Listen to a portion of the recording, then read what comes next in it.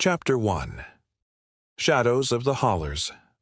Thomas grew up in the folds of the Appalachian Mountains, where the ridgelines ran like the worn knuckles of some ancient, sleeping god.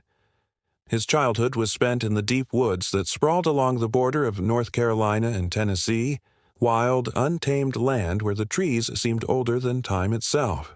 Every summer day, he ran those hills, his bare feet turning brown with dust, his hands stained with the juice of wild blackberries. The woods were his world, his playground, his kingdom. Even now, looking back, he could say those were the best days of his life. The days before he knew what real fear was. Back then, the nights were for sitting on the porch with the old men, listening to their slow, tobacco-thick voices spin stories like a spider weaves a web. They talked about hunting, fishing, and the kind of gossip that made men laugh low and mean under their breath. But there were other stories, too. Stories whispered just loud enough for kids like Thomas to hear, ones meant to keep them from wandering too far into the dark parts of the forest. They called it the booger, or sometimes the hairy man, a thing with no real shape, only pieces, clawed hands, yellow eyes, something too large to be a man but too clever to be an animal.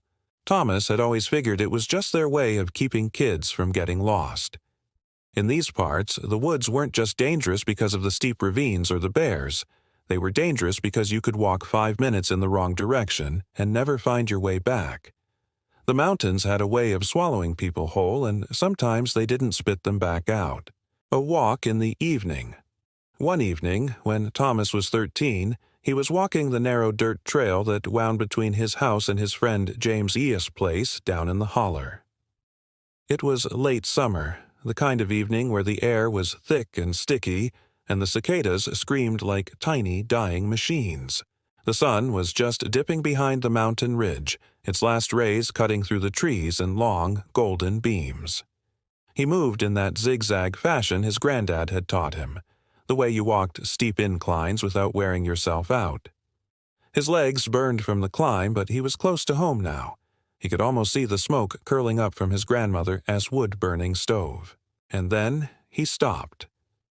It wasn't something he chose to do. It was something his body did before his mind could catch up.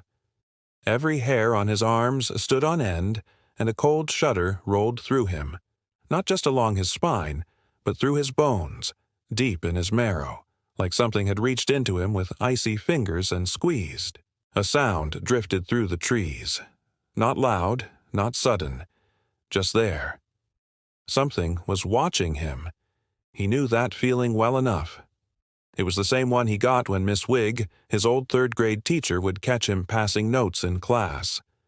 A sensation like the back of your head was suddenly too exposed, like unseen eyes had locked onto you. But this was different. Worse. His breath hitched in his throat, and slowly, too slowly, he turned his head, scanning the underbrush, the towering rhododendrons that choked the edges of the trail like grasping fingers. The trees stood silent, their shadows deepening, stretching long across the earth. Nothing. Then, from somewhere behind him, crack. The sound wasn't just a twig snapping. It was something bigger, heavier, a noise that vibrated in his ribs. Thomas bolted. His legs moved before he could even think, his body shifting into full-blown, primal terror. He tore up the hillside, not caring about the burning in his thighs or the way his breath sawed in and out of his lungs. The darkened trail blurred around him, his vision narrowing to the space just ahead, just beyond, just anywhere but behind him. Another sound followed him. Something crashing through the underbrush, something fast, too fast. When he burst from the tree line into the clearing behind his grandmother's house, he nearly collapsed. His knees gave out and he fell forward, catching himself with his hands in the cool grass. His chest heaved, his heart trying to break free of his ribs. Behind him, the woods had gone silent again. Then, crack-kay! The unmistakable sound of a massive tree snapping in half. He didn't look back. He didn't want to know what had made that noise, what had followed him so fast, what had gotten so close. Instead, he ran. He sprinted across the yard, nearly stumbling up the back steps, throwing the screen door open so hard it banged against the house. His grandmother barely looked up from where she stood at the stove, stirring something thick and bubbling in a cast-iron pot. "Where's the fire, boy?" she asked, her voice casual but her eyes sharp. She was a mountain woman, through and through. She didn't miss much. Thomas swallowed, his mouth too dry to answer. He shook his head and tried to steady his breathing, pressing a sweaty palm against the wooden counter. His grandmother didn't ask again. Maybe she already knew. That night, Thomas lay in bed, listening to the wind push against the house, rattling the old glass panes.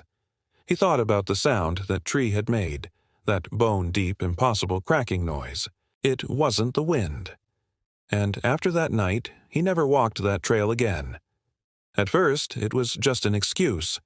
"I'd rather take the road, it's easier." But after a while, it wasn't even a choice. He just didn't. Even years later, when he was grown and the fear had faded into something less sharp, something more like an old scar, he still avoided that place. Because some memories don't fade. Some things don't let you go. And some things, Thomas knew deep in his bones, were still out there, watching, waiting, and remembering.